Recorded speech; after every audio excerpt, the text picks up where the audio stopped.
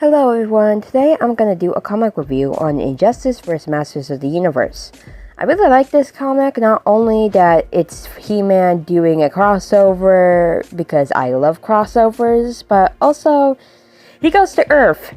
Why did I like He-Man going to Earth? Well, I think it was awesome and very interesting to see him go there and other reasons. But anyways, let's get on with the rest of the review.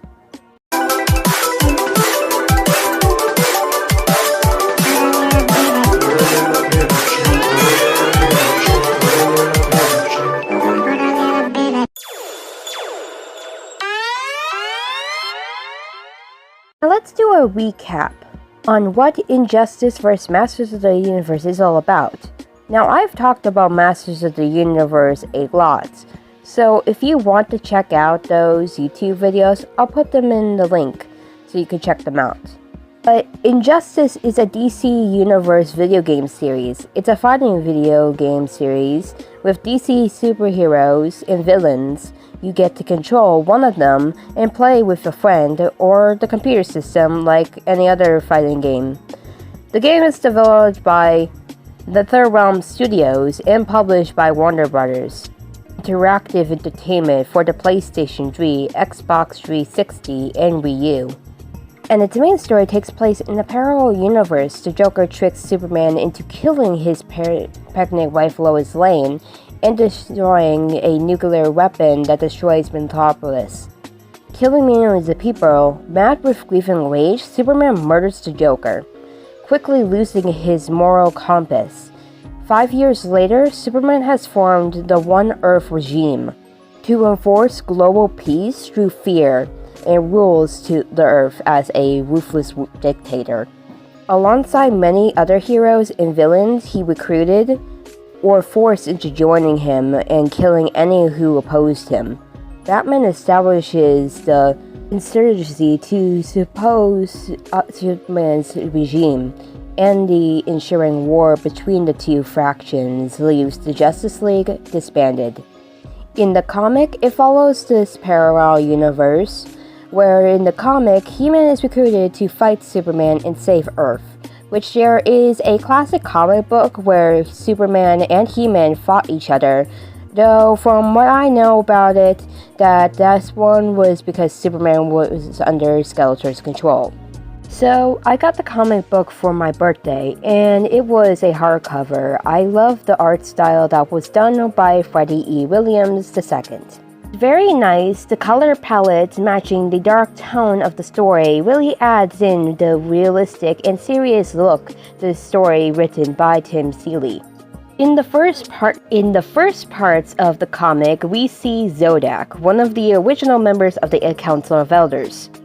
He tells about the planet Eternia and about Grayskull, He-Man, and what happened.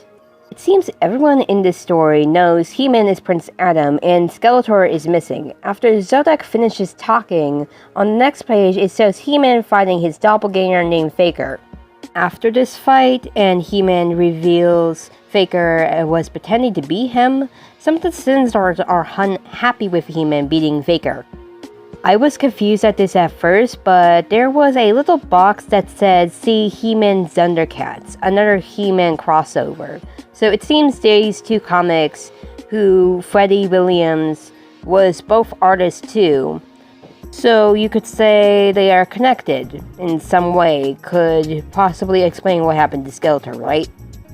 Well, with some of the citizens hating him, he says this: He-Man uses his strength to fight for freedom, or doesn't use it at all, as he transforms back into Adam. Zatanna and Swamp Thing watch him leave after he is done talking to his mother. They kidnap him, and apologize for doing so. This shows that half of the Justice League that around came to ask Adam for help to stop Superman, and they tell what happens going on Earth. So he does go with them, and I'm gonna be skipping a lot just to get to the good parts and not make this very long.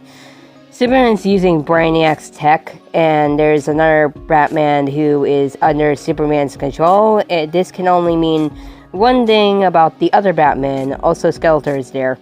And as Adam becomes He-Man and the sorceress lets him go to Earth, Eternia is about to get attacked by Apocalypse, and when Zodak was shot in the back, and Avian is under attack. Wow. He-Man just leaves his planet to help another planet where there is a castle he's supposed to protect. And it's under attack. Wow. Things just can't get any worse, can it? It's probably gonna jinx myself.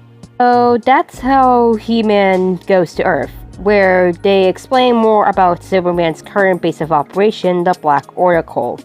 On Eternia, Granny Goodness breaks out He-Man's enemies from jail, and back on Earth, He-Man sneaks out of the base, and they were also Orko uses his magic to make He-Man look different in a disguise.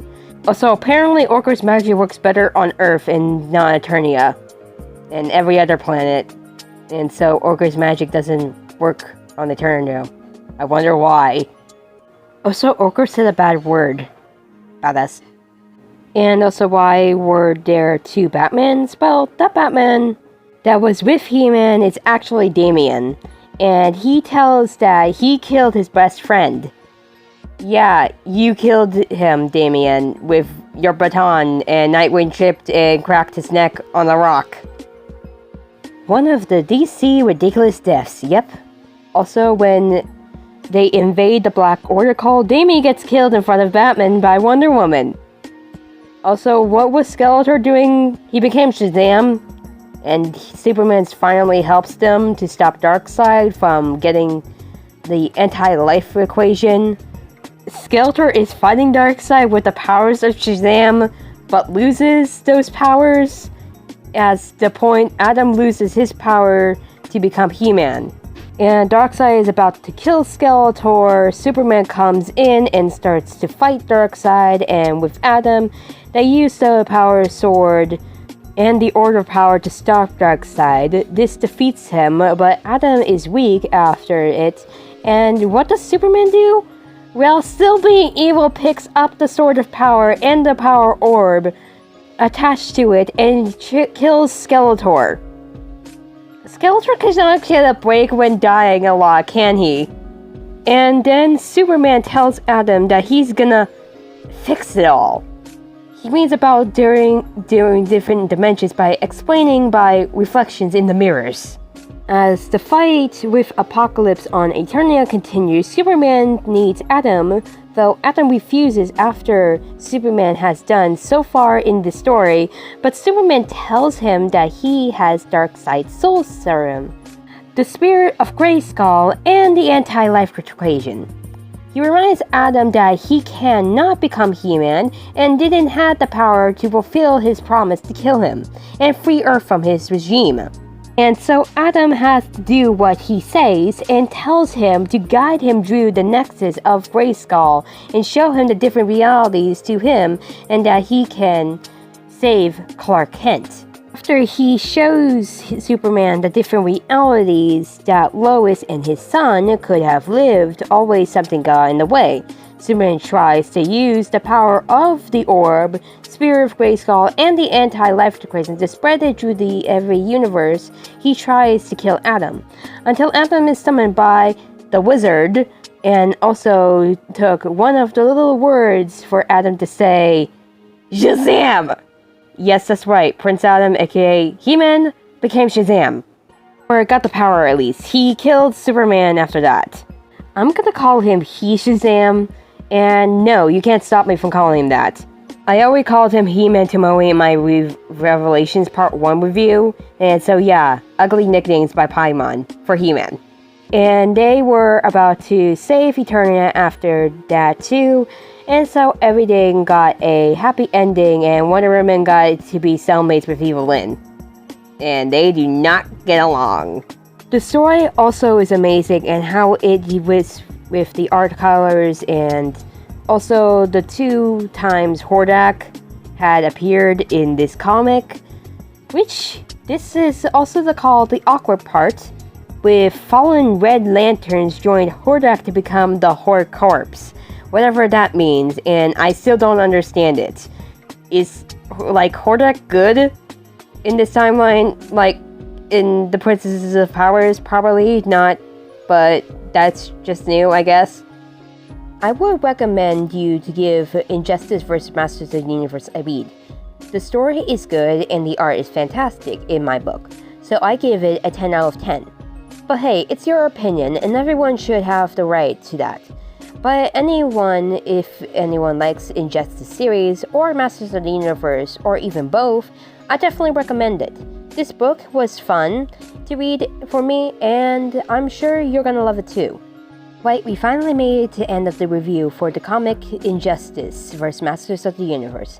May do a review on He-Man Thundercats since it's connected to this comic in a way as I mentioned it, but I'll see what happens when I get my hands on it. But if you got any recommendations for me to review, like a TV show, movie, an anime, or maybe video games, tell me them. I will even take requests to check out silent films. For crying out loud. Anyhow, thank you for looking into this review and have a nice day. Goodbye.